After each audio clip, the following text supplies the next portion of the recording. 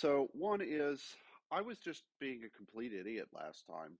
Like I had lunch, I came back, I redid everything, and bam, it just worked, right? So I don't know what the heck I was screwing up, but anyway, I thought let's go through it because just to set the record straight, so to speak. So let me go ahead and get TMP loading.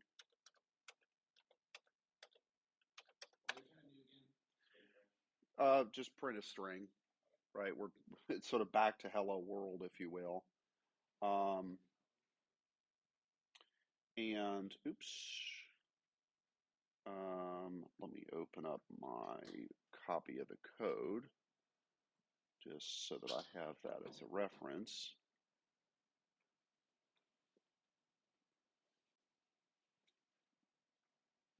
Okay, so while it's loading, so a couple things on actually using the Commodore.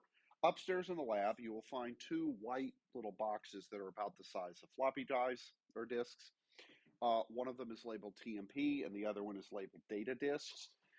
There are 5 copies of Turbo Macro Pro on 5 different floppies in that box, and they're numbered. It doesn't matter which one you use, but if like something gets screwed up, this way you can tell me which disk is messed up, and then I can figure it out.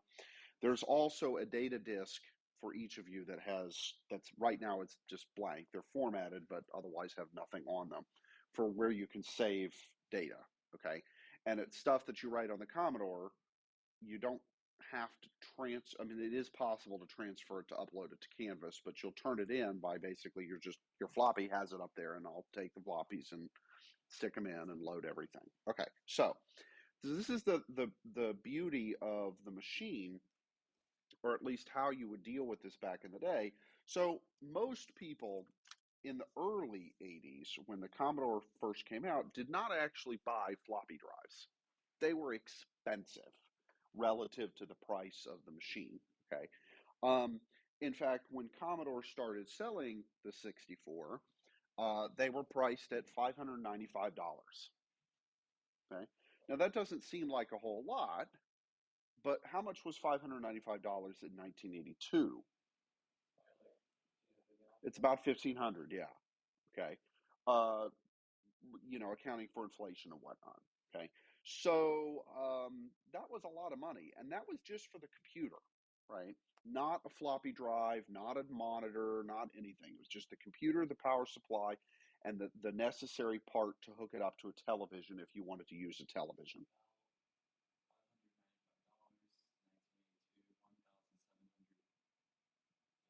Okay. So a little bit more than 1,500, but close enough, right? That's a lot of money, right? You wouldn't just go drop $1,700 today on a computer, right? This would be a major decision for you guys, right? Um, okay, so um, right now that said, the floppy drives did become cheaper over time and more accessible, and by 84, 85, even though other more capable machines were now on the market, Commodore was still producing the C64, and it became basically the budget computer that people would buy instead of the more expensive either C128 or Amiga or, other machines that they and other people produced. Okay. So, so the C64 actually kept being manufactured, I want to say until like 1990, 91, somewhere in there. Um, but it was more on the budget line then. And, it's a perfectly capable machine for a lot of things. So if you did have a floppy drive, though, and you wanted to load software, okay, you'd buy it on floppy. Okay, great. You'd load it. But then what would you do if you wanted to like load let's say a word processor, right? And you wanted to word process something. So you'd have the word processor on a disk, you'd load it, but now the word processor software is all in memory. So does that disk have to stay in the drive? No. So I've loaded TMP, okay, and I'm going to pull the TMP disk out and I'm going to put in my data disk. Okay, so you can do that, right? Because TMP is all purely in memory. Okay, so now there were some programs and games that you would get where you would actually have to switch floppies all the time, and the program would prompt you, please insert floppy number 6 or whatever.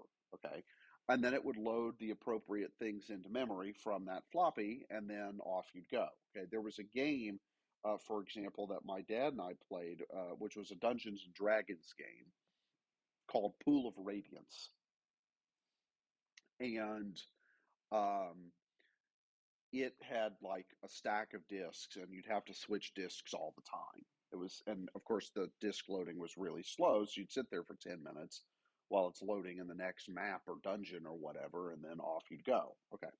All right, so I just removed the program disk now that it's loaded into memory and put back in my data disk, okay, to which I will save what we're about to write. Okay, so remember that you don't run TMP by just hitting run, okay? I need to actually specify what the memory address is, and I do that with the sys command, okay, and in the case of TMP, it loads it at hex 8000, which is, of course, 32,768 in decimal. And there we go. Okay, so let's type what we had again. Star equals 1000. Okay, I think I was using C1000 earlier, and that may have been part of my problem, but so I'll just do 1000. Okay, and then I'm going to do two things. I'm going to load, and I'm just picking these numbers slightly at random here. Oops, and then I want to JSR to E50C. Okay, so E50C is a part of the ROM that's built into the machine that has a number of system software things. Okay, so there's the kernel with an A, right? That has some routines. Those are all basically located in addresses starting with F. Okay, so at the very high end of memory is your kernel. Okay, and that has very low level functions in terms of like opening data channels, closing data channels, um, uh, real like system level control. Okay, so it's real basic input output type stuff. Then there's also the basic ROM, which is mapped into memory, and where you have a number of other functions that aren't really part of the kernel, but are still useful, like this routine E50C. Okay, so let me put in a comment here. Oops, not that one.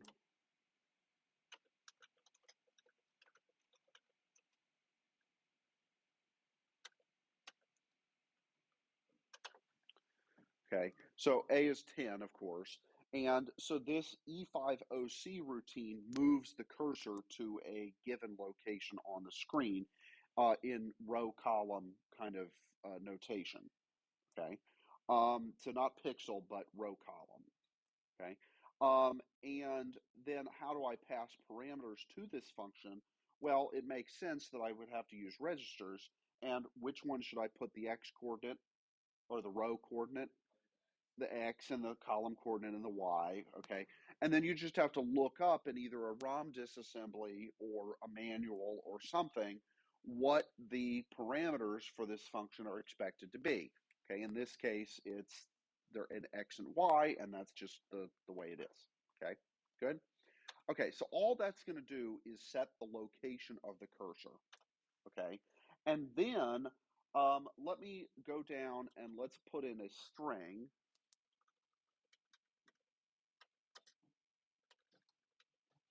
Oops. Okay, and unlike when we did this, damn it,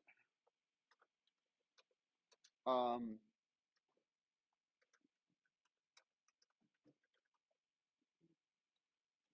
unlike when we did this on ARM or any of the other assembly that we've done, right? How did we input strings? We typed ASCIZ. right? That notation is not supported by this assembler, okay? And in fact, the Z in ASCII, what does that stand for? It stands for 0, meaning that we null terminate our strings, okay? But that wasn't necessarily a convention. All right, so I have my string here, and how would I null terminate it? I'm going to add just the byte 0 right after it, okay? So I've got my string hello world, and then I'm putting a byte that has nothing after it to be my null terminator. Okay, good? And I want to print this. Yeah, so that the printing routine, which we'll call in a moment, the particular routine we're going to use is one that expects a null terminated string. Okay, and there might be another way in this editor or this assembler to do, have it automatically put the null terminator in, but this certainly works, right? Okay, good. So I've got that. And now I want to call the routine that's going to print a string at a given location. Okay. Now, the location is set by setting the cursor. So wherever the cursor is where it's going to start printing the string. But what else do I need to give it to tell it to print the string? So I've already set where to print it, but then what else do I need to provide?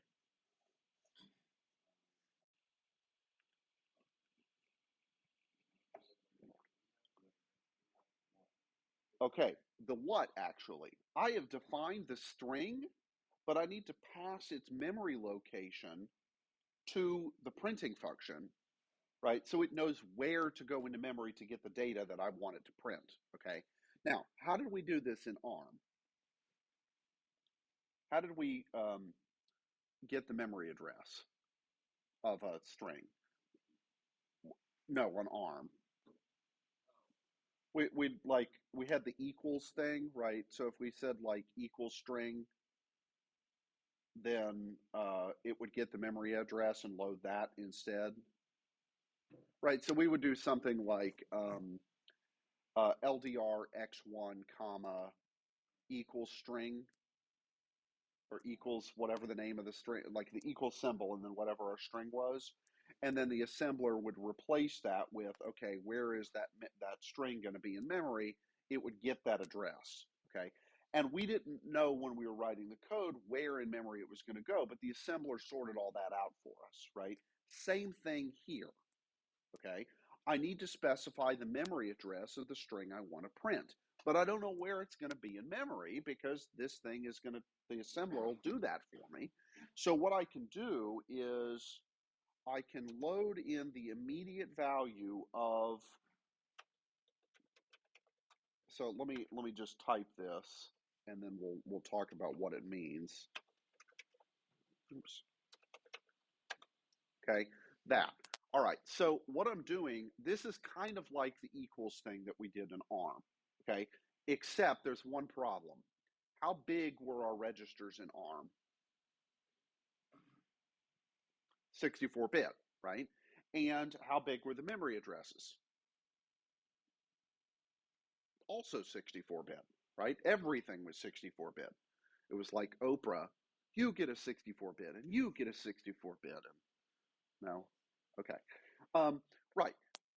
So we were able to load the address of a thing into a register, and the whole address fit into a single register because they were all 64-bit registers. Great.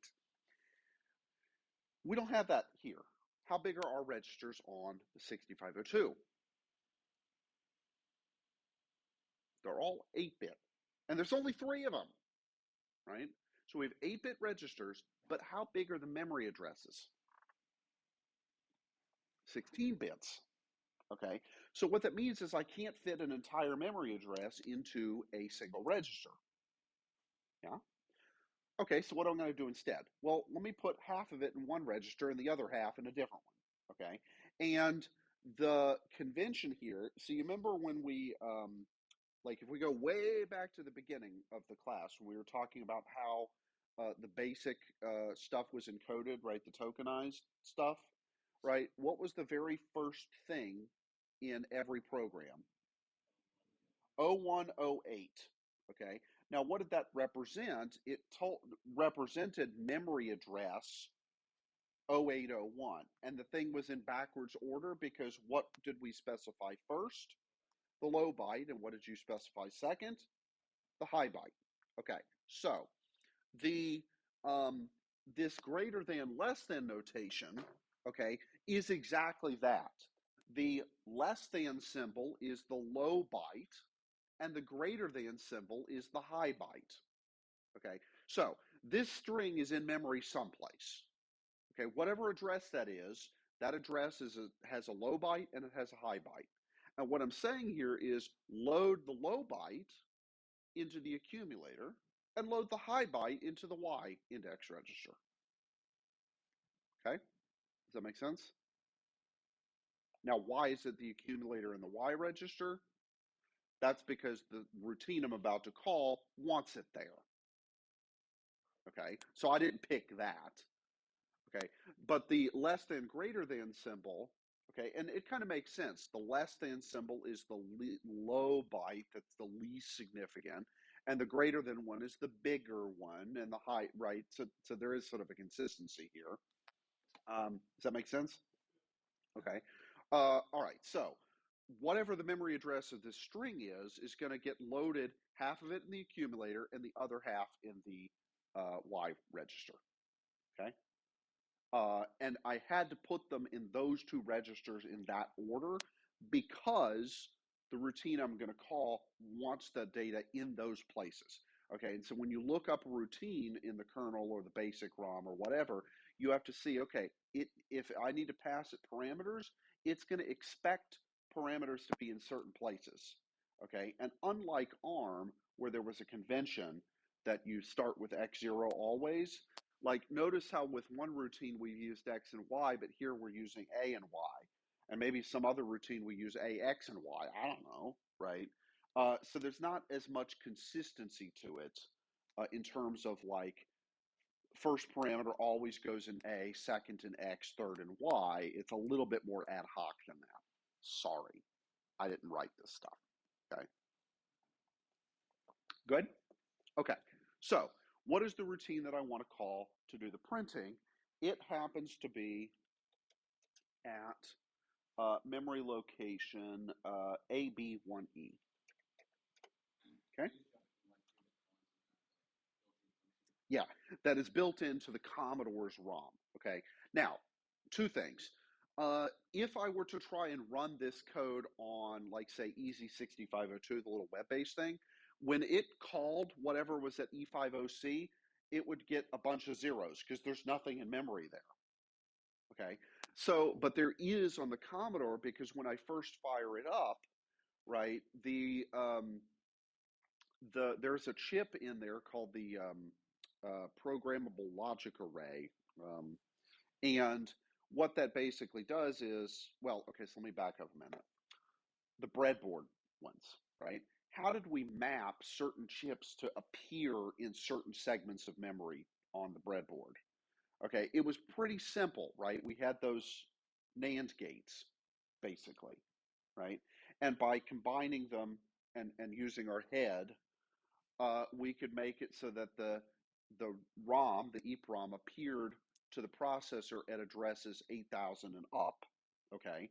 And then the RAM appeared in the first, 0 through 3FFF, and the screen, or not the screen, but the 65C22 appeared at addresses 6,000, 6001, and so on, right?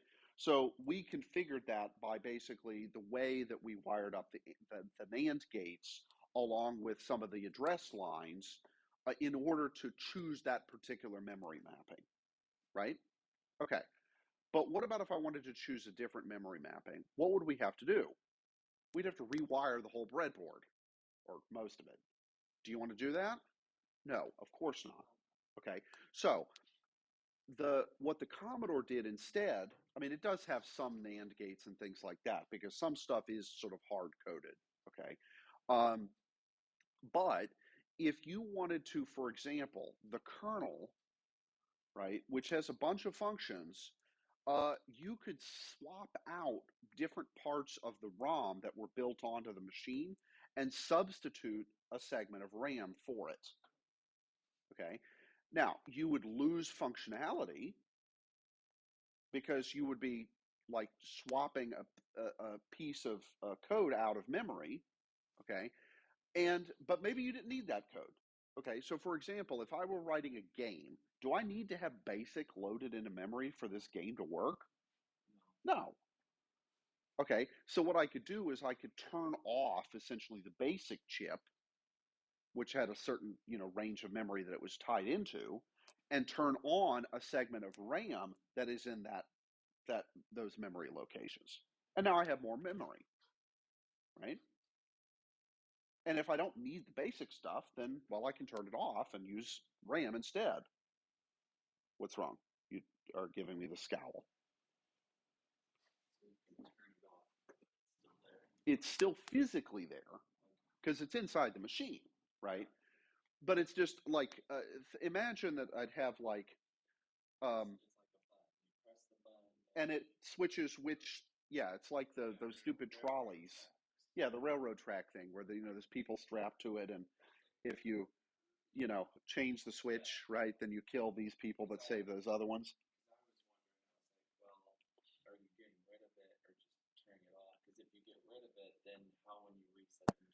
Does it there? Okay, because it's literally two separate chips, right? So there's a ROM chip that has BASIC in it, and you can't nuke that because it's a ROM, right? It was programmed in the factory, and it would, I mean, you'd have to like destroy the machine to do that. Yeah, that would also be a bad idea. Yeah. Okay. So, and that's the thing then, right? When you reboot the machine, okay, it starts in a default state where BASIC is mapped into memory. That switches in one position. Okay. But there's a whole crap ton of things that are built into this. Okay.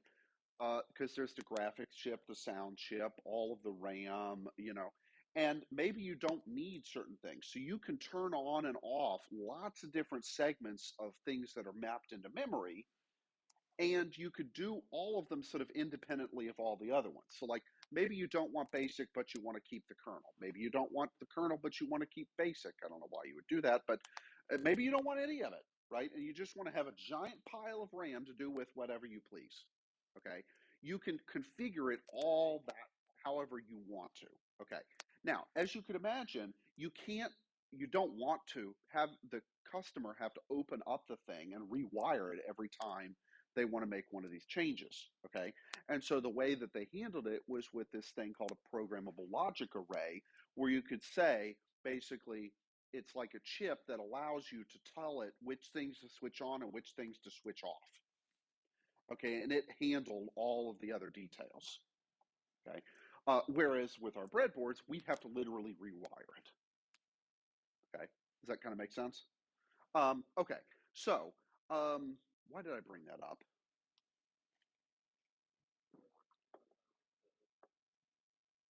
E50C thing or AB1E?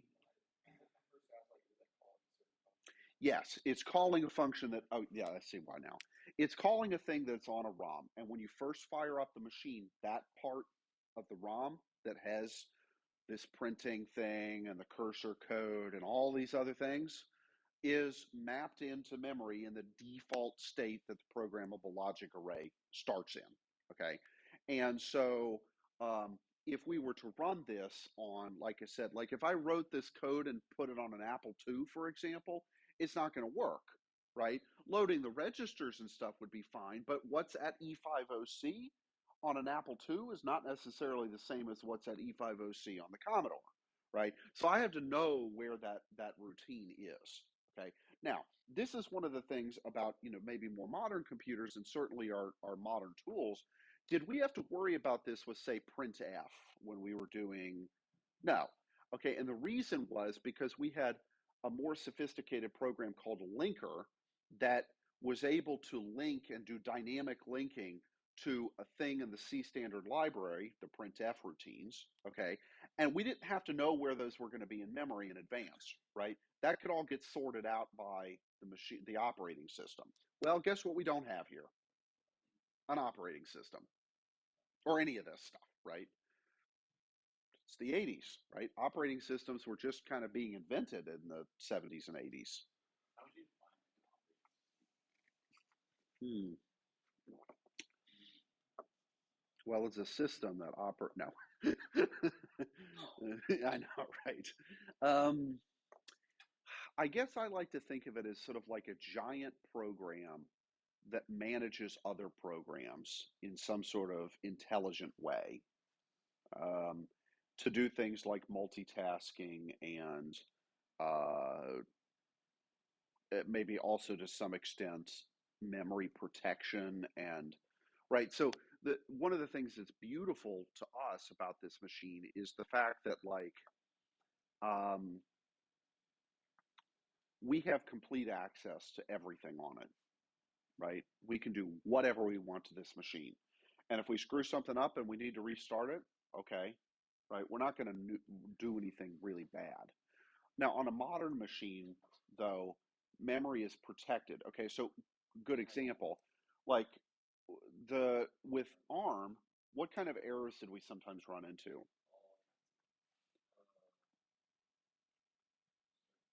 Yeah, we'd get seg faults. So what is a seg fault?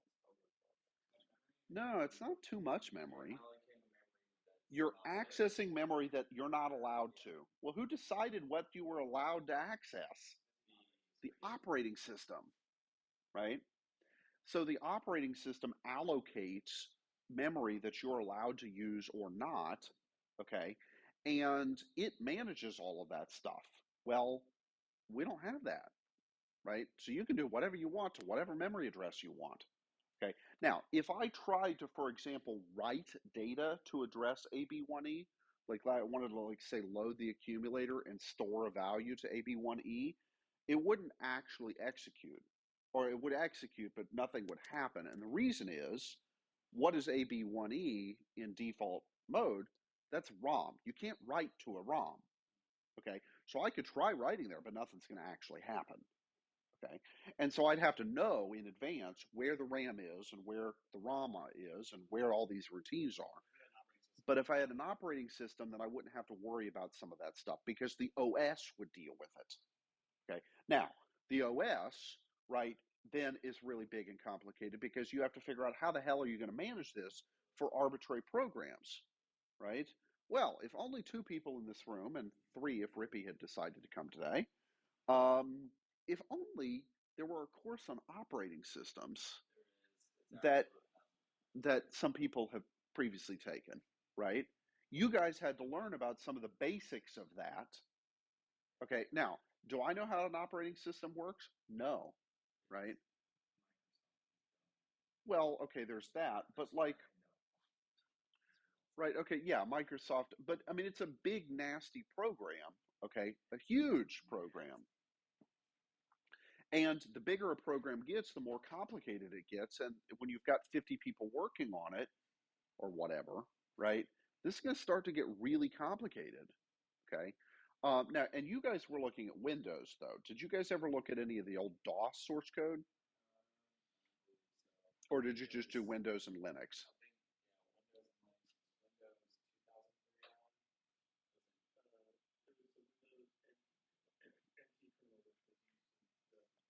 Yeah. It was used in Server 2003, but also Windows NT, right? And Windows 2000 was kind of a variant based on that a little bit. But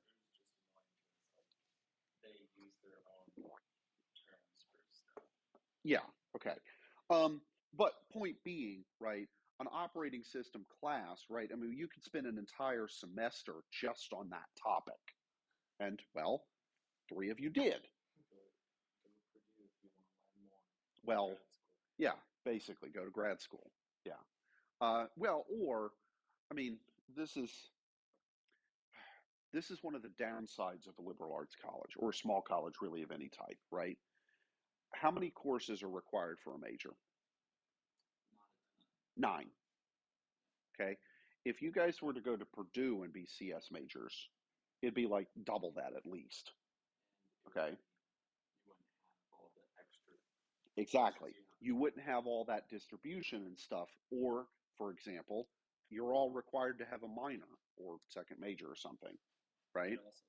That's not the case at big schools. You're not required to have a minor. And in fact, even lots of liberal arts colleges don't require that. Wabash still does. Yeah, you are. Here? Yeah, you have to have a major and you have to have either a minor or second major. You had to, yeah.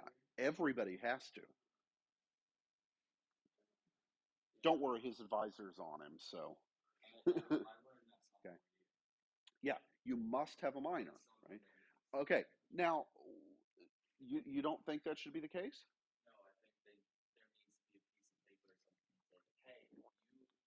Thou shalt.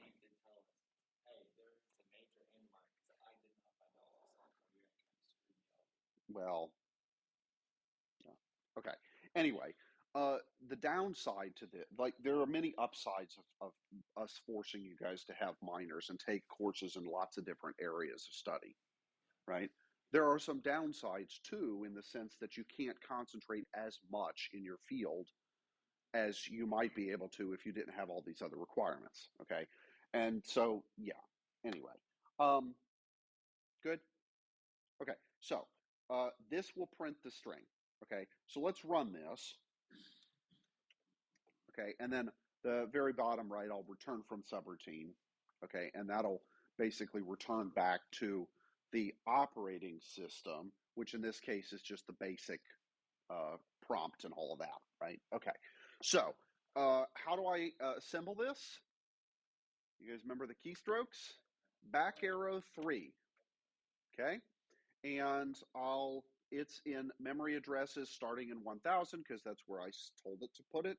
And then also it goes through 101C because it's a pretty short program, right? Not huge. Okay. So I'll go back to here and then I'm going to quit with back arrow 1. And now, where is my program in memory? 1000 hex, right? Where is that? What is 1000 hex in decimal?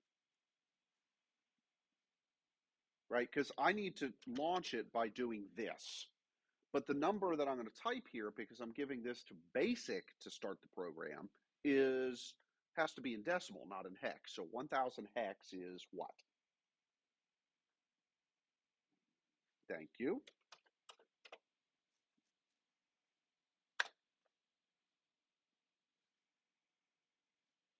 Look, it worked.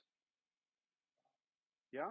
Okay, so what was I doing last time? I have no idea. I'm going to have to basically pull up my video and find where's the spot where I screwed up, because remember, nothing was working last time? I have no idea why. Okay? All right, so there's text. Yay. All right? All of that just to print hello world. Okay, now let's think a minute then about how did we print.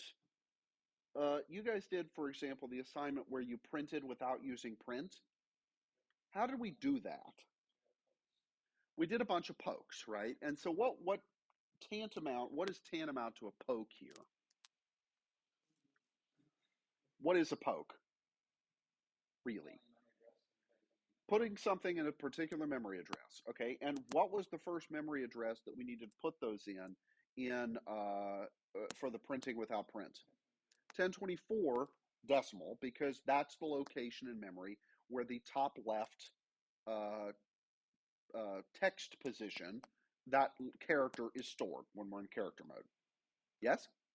Okay, so if I want to do stuff at 1024, then and then the next one would be 1025 and so on, right? Okay, so if I poked, right, 1024 comma 1, what did I mess up?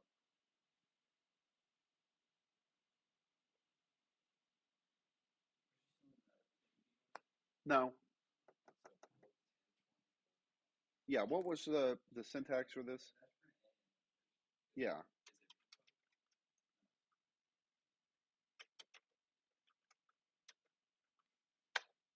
Oh, okay. This was the thing that didn't work last time. No, because remember the things got offset and subtracted. No. Okay. Well, forget it. Forget it. Let me just come back to here, right? Because what were we? If I wanted to poke 1024, right? What I could do, oops,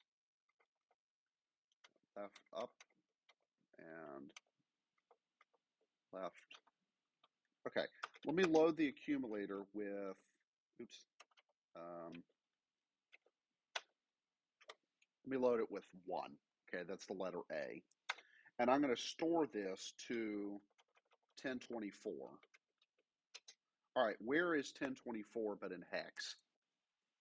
All right, 1024 is decimal, but what's the hex value for that?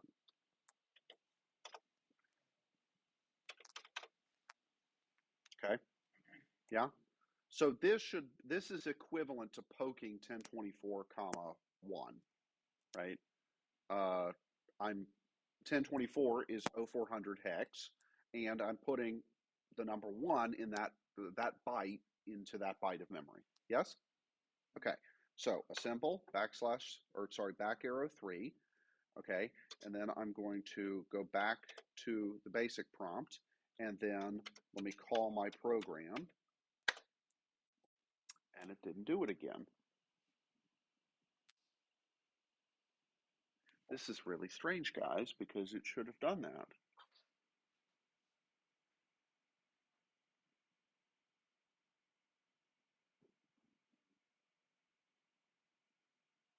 That's so weird.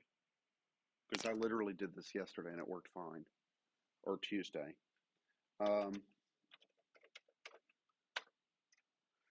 Okay, so let me actually change it. Let me just I'll do this, and then I'm also going to do, I'll throw in another one. And so I loaded 01, and I stored that one to 0401, and backslash 3, okay, and backslash 1.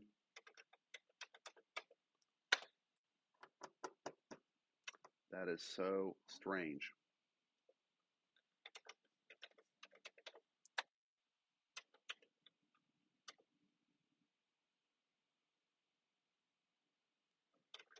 And now I just crashed the machine.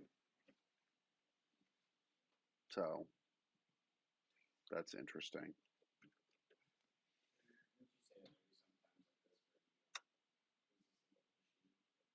Yeah, I don't think that's the problem here.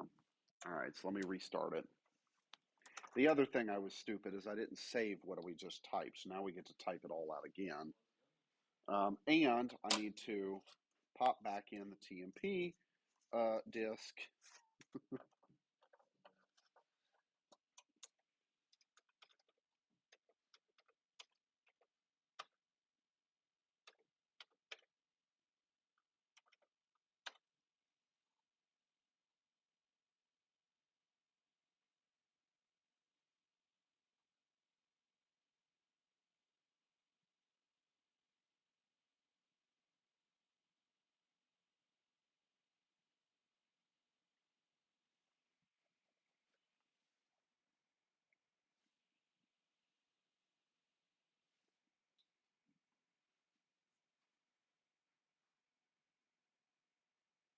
I do have maybe one idea as to one thing I could be still messing up, but we'll load it and try it again, see what happens.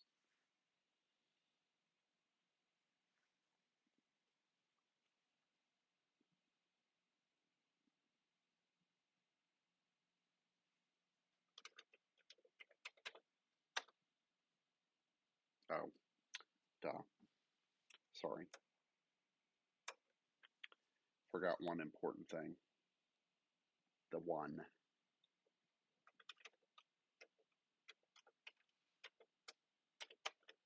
That.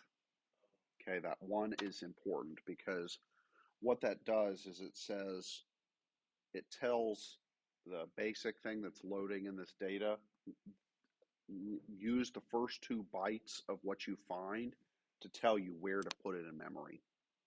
Okay, so let the program tell you where to put it into memory as opposed to you deciding. Okay. Um,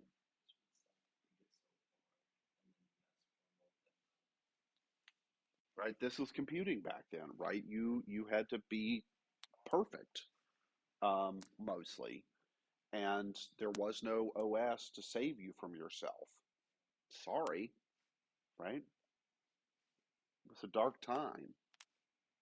But hey, the fact that you could buy one of these things for, a reasonable, like people could afford these was kind of amazing. All right, star is 1,000.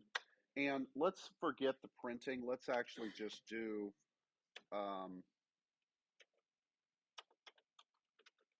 let's just do this. And we'll store it to 0400. And then we'll, um,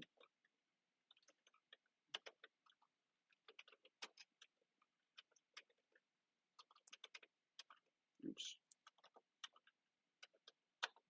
Okay, sound good?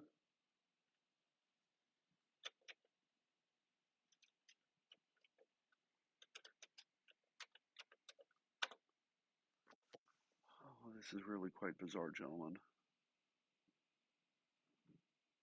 because it didn't change those things. Um, hmm. Oh, wait, hold on, I wonder. So if we poke that, okay, now just to make sure I'm not crazy, I'm going to do that quickly in Vice and make sure that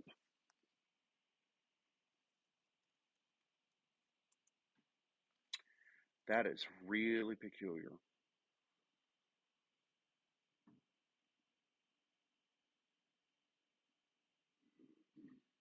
It's like literally, I kid you not, I sat down Tuesday after class, after I ate, did this, worked fine. Now it's not.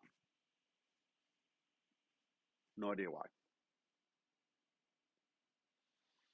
Um, okay, 0400 is 1024, right? Let's just double check that I'm not being an idiot and I don't have the wrong value. Yeah, it is 1024. Okay. Um,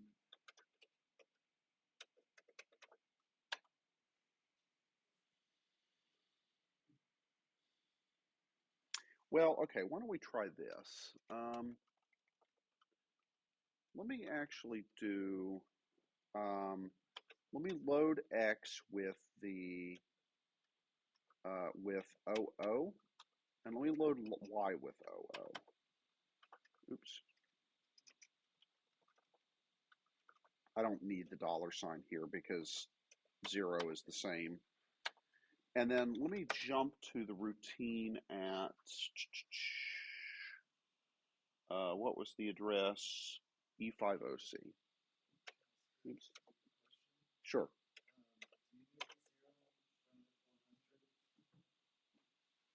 You should. I mean, it's a memory address, right? So, I mean, I can remove it.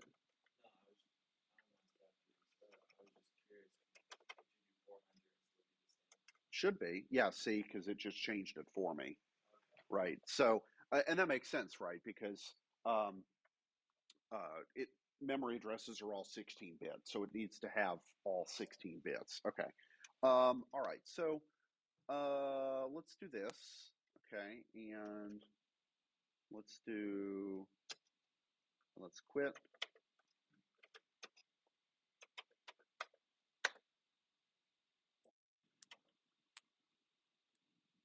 Nope, that's interesting. Oh, look. Well, that's weird. It did?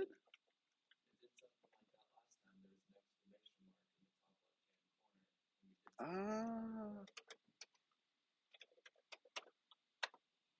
then why did it appear? Because I thought, like, I literally did this yesterday, and it just bam, there it was. Um,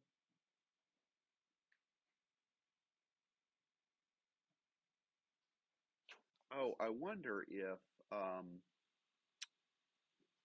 hmm. Well, okay. Yeah, let's change that, or actually, let's do, just out of curiosity, let me actually change this to decimal 33.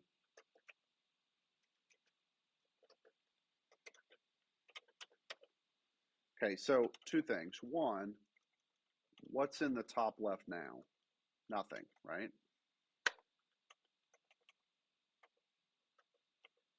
Okay, that's weird. Okay, so what was the register for the text color? Do you guys happen to remember that off the top of your head? Um, where was it? I don't remember where it was, right? But so it's there. It's just that we didn't. Okay, and this actually makes sense. So um, when we, well, okay, let me just pull up one of your print without print things.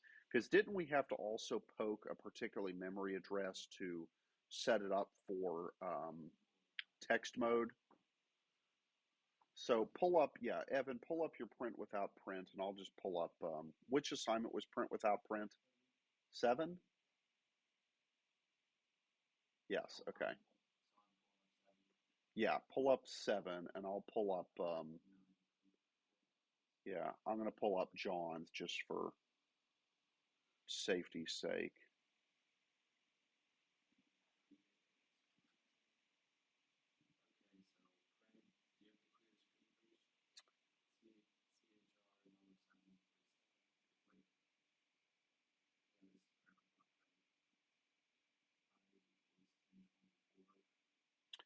Yeah, okay, so we printed character 147. That cleared the screen. We open a file, okay. You set up all your variables. That just got a character, okay. And then we said if that's the end of, right, if it's the end of the file, then we're done. If it's the enter key, then, or the a line termination, then advance your counters. And then A is ASCII of B. If A is greater than or equal to 64, then subtract 64. Poke. Oh, okay. Okay, so I think,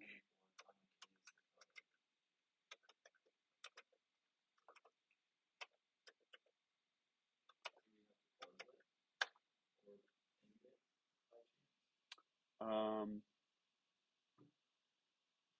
no, because the close closed the file, and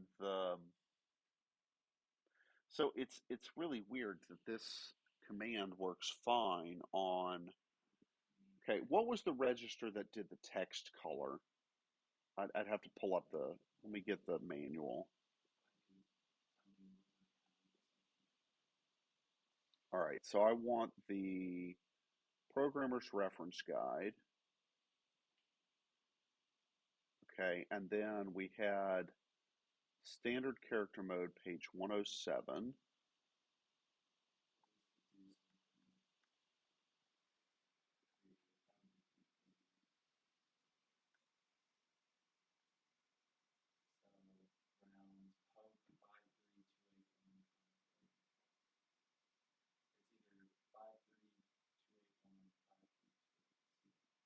Right, right. Okay, so color memory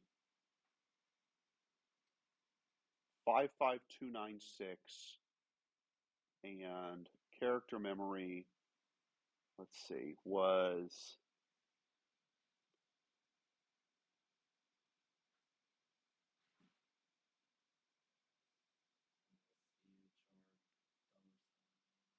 yeah,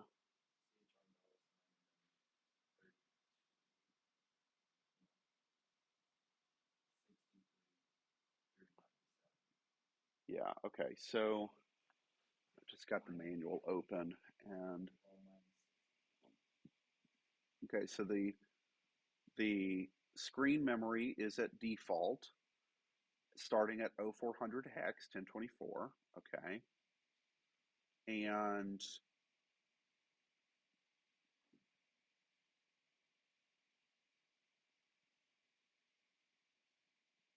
Okay, so let's do poke 55296.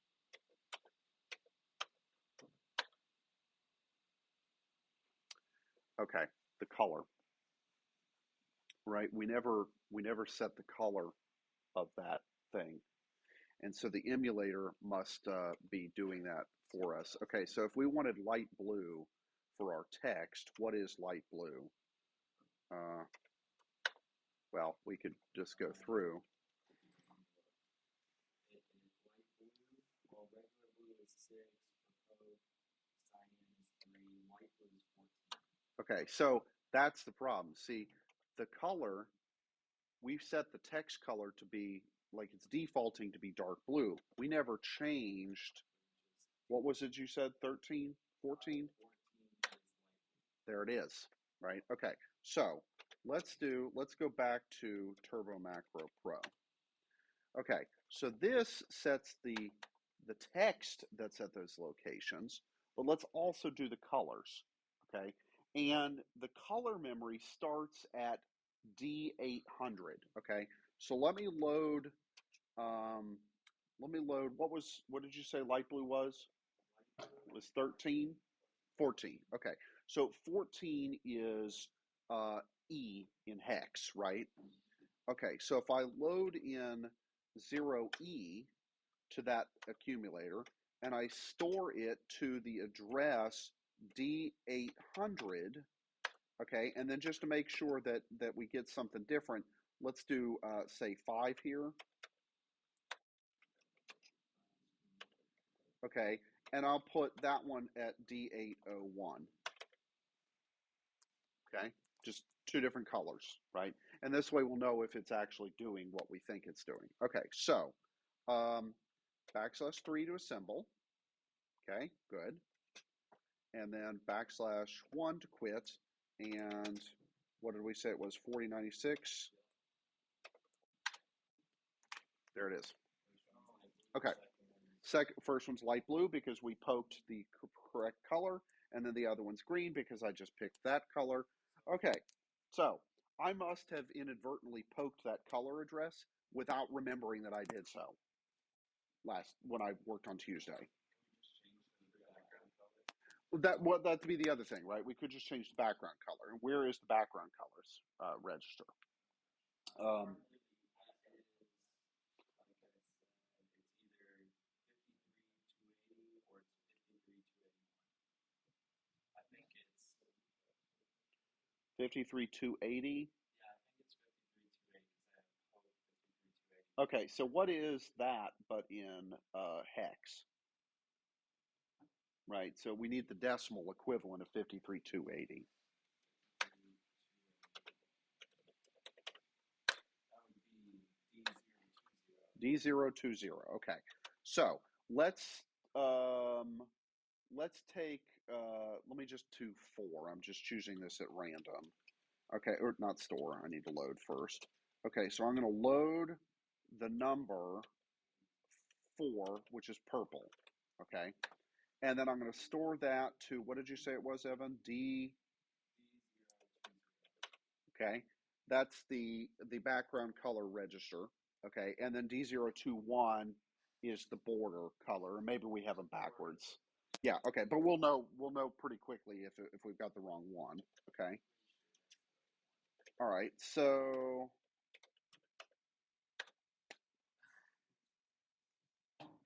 wrong one. That's okay. That's okay. Um, oops.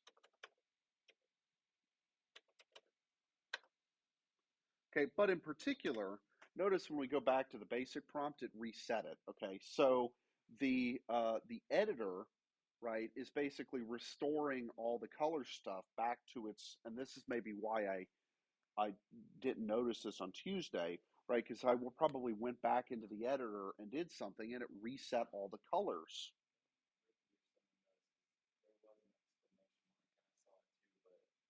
It was just, yeah, okay. All right, so that's, well, Rippy wasn't here again because he stayed up late doing, okay. So, all right, so it was 2-1 to do the background color. And there we go. Okay, so they're there. Um,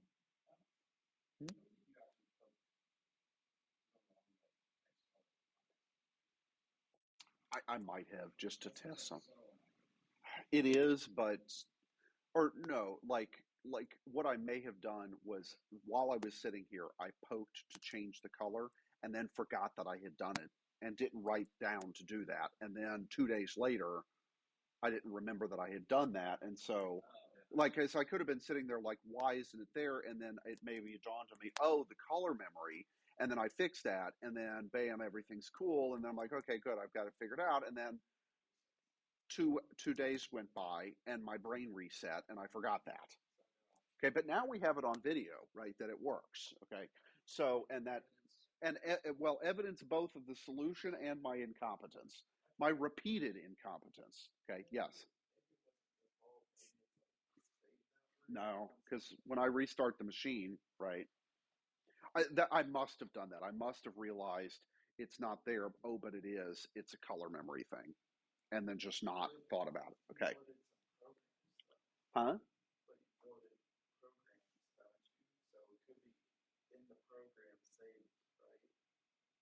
Uh, in my code, I'm looking like on my laptop. I have the code that I wrote when I sat here on Tuesday.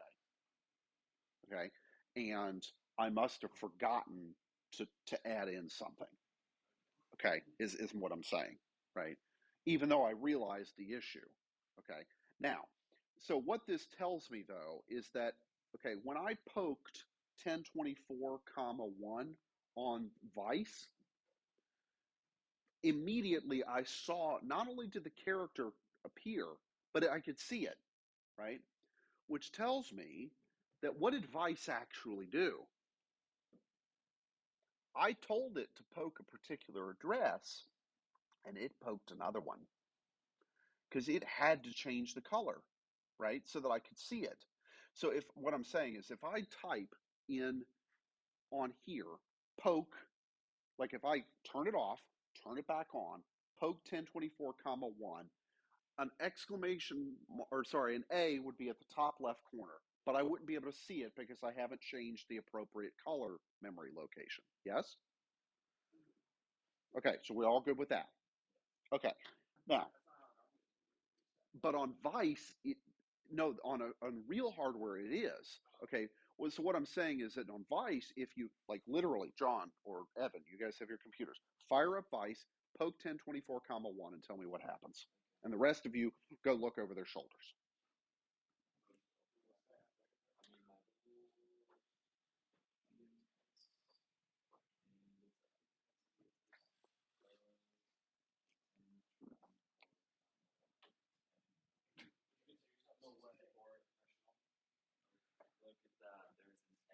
Okay, so there's an A where in location 00 at the top left corner. Yes. Okay.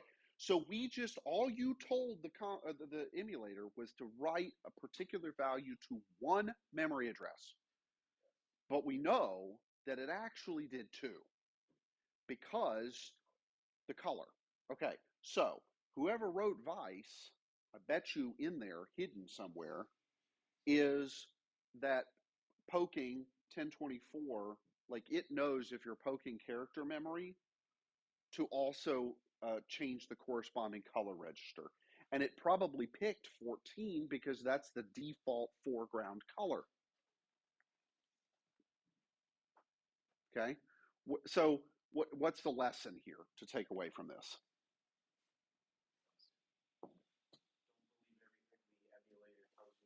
Exactly. Right. It's an emulator.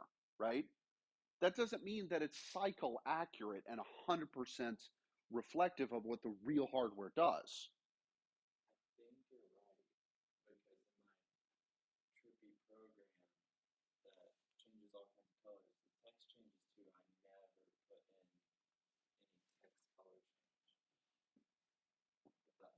Yeah. Okay. So this is interesting. Yes. Okay. And well, this is one of those things. I was just talking with Professor Westfall yesterday afternoon because he was like, "So, how do you think this class has been going? Do you want to like get a permanent course number? Is this something that we should like maybe think about putting in a rotation every, year or two or something? I'm like, well, this was right after Rippy and I got the Hello World breadboard working, so I was like, hell yeah, right?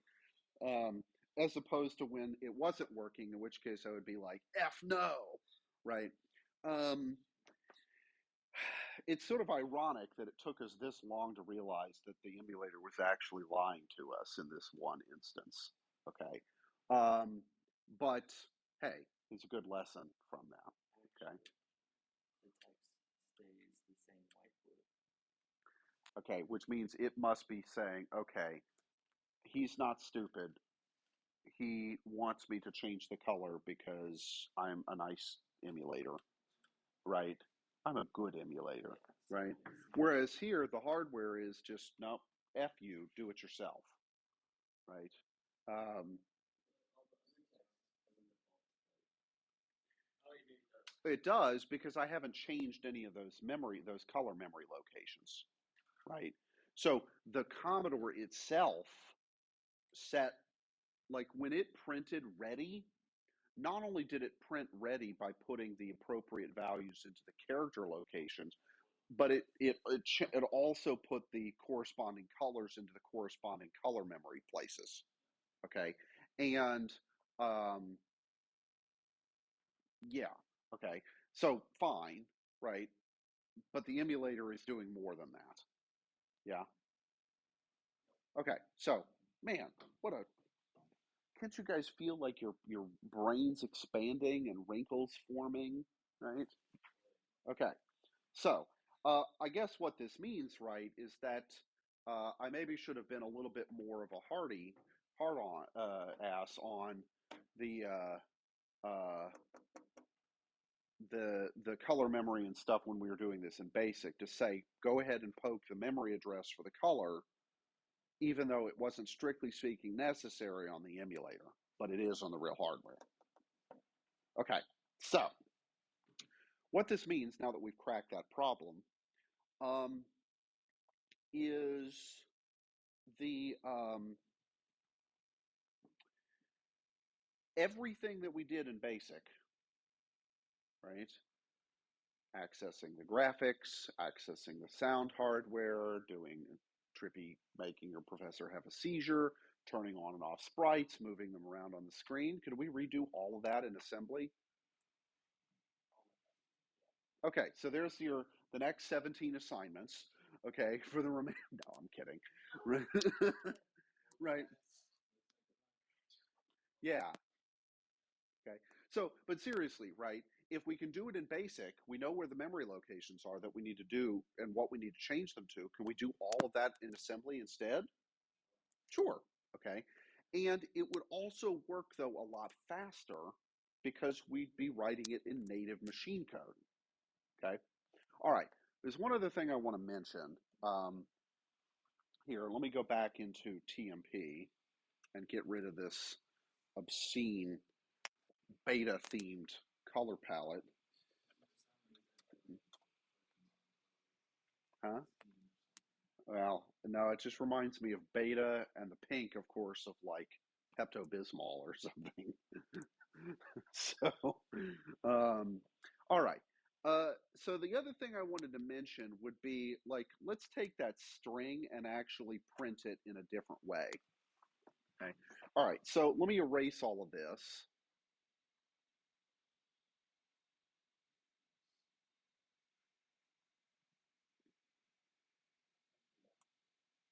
There's probably a faster way to do this, but yeah, it does look cool. Okay.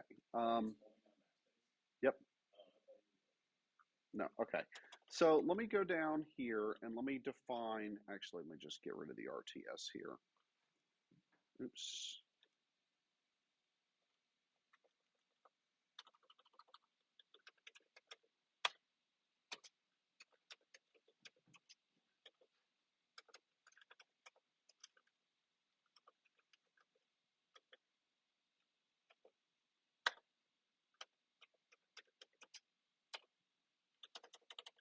Okay. So what I want to do is I'm going to print this without using the print thing. Okay, so what I need to do then is I want to load a, I want to basically do indirect offset loading, okay, and storing for that matter, okay?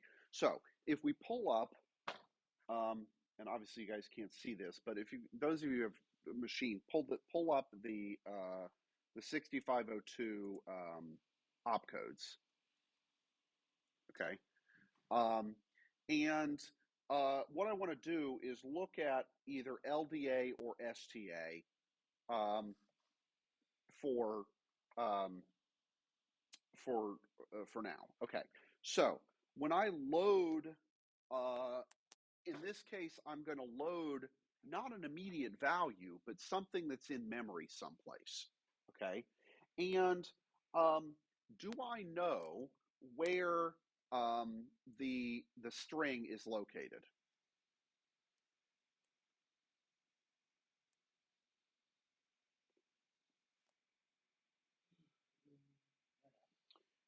Yeah, okay. And so what I want to do is I want to do the following. Okay, so I want to do, hold on, let me think for 1 second. Not immediate. I want to do,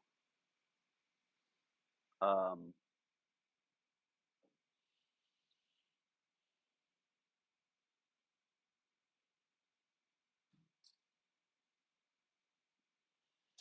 um,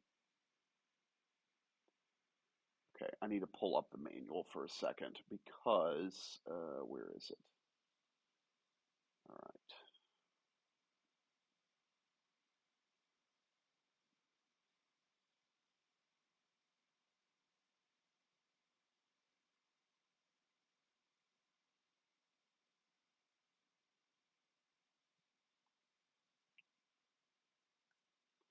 Okay, so I want to do LDA. Okay, so what I'm doing is I'm looking in the manual here um,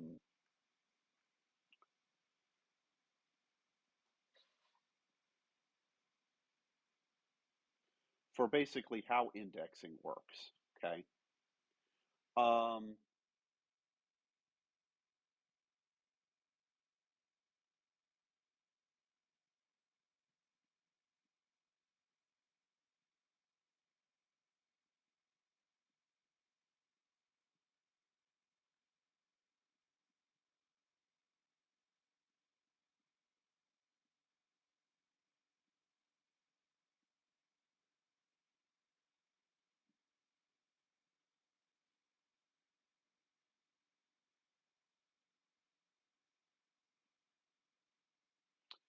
okay. So what I need to do is I need to load um, into the accumulator uh, the low byte and the high byte of the string. Okay.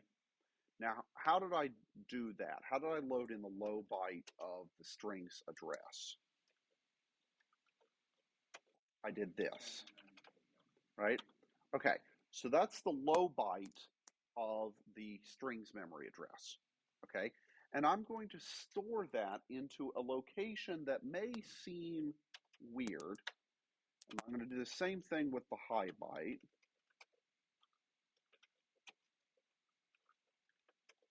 Okay. And then I'm going to load my Y register with 0. Okay, whatever. And then I'm going to do the following. I'm going to load A with 02 parentheses, comma, Y. Okay. Now, what that should load is the first character of the string. Okay. Where do I want to poke this to make sure that I've got it correct? Well, let's poke it into memory address, or sorry, 0400, right? That was 1024. Okay, and then what did we just learn that we have to also do? The color. Okay, what was the location I needed to poke for the color?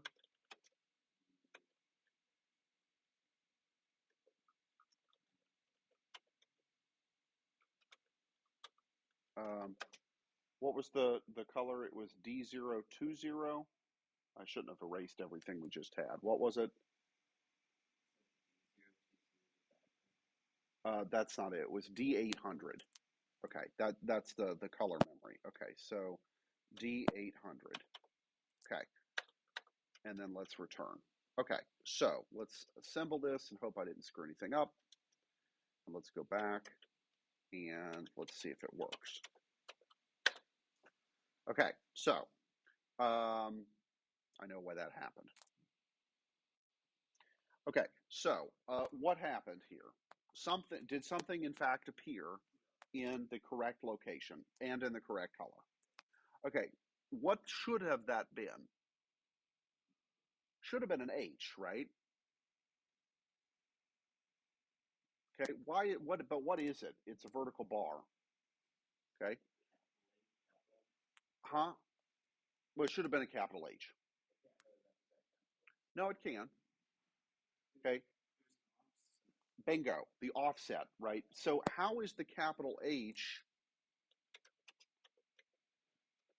how is the capital H stored? Yeah, what is capital H in Petsky? Well, look it up. Right, you got computers in front of you. Let's use the damn things. It's probably 30.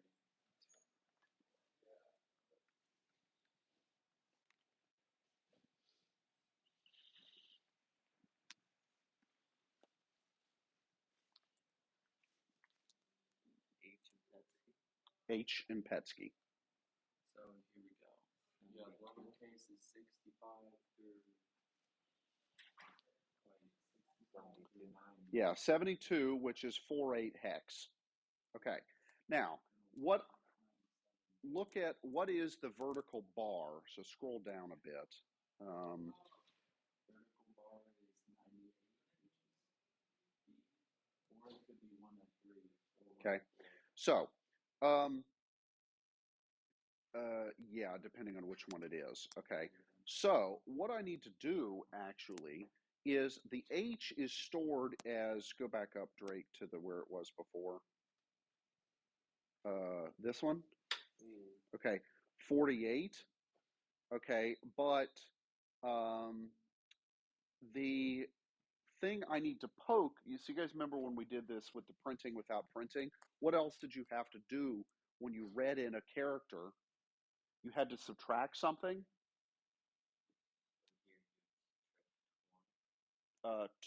20 hex, right, which is 32 decimal. Okay, so how do I do subtraction? All right, so what I need to do is, let's come up, oops. I want to go here right before I store it. How do I do subtraction? What's the first thing I have to do? Set the carry flag, although that's not going to be necessary here because we're not going to have an overflow. Okay, and then I need to subtract with carry from the accumulator minus the number, what? 32.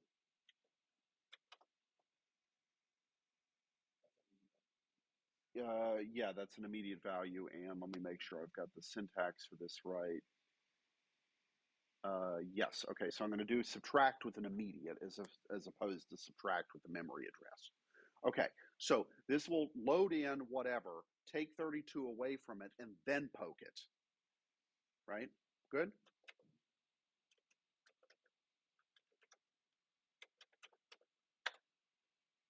And it's a parenthesis. What was it? I thought it was 64 actually. All right, so let's try 40, which would be 64.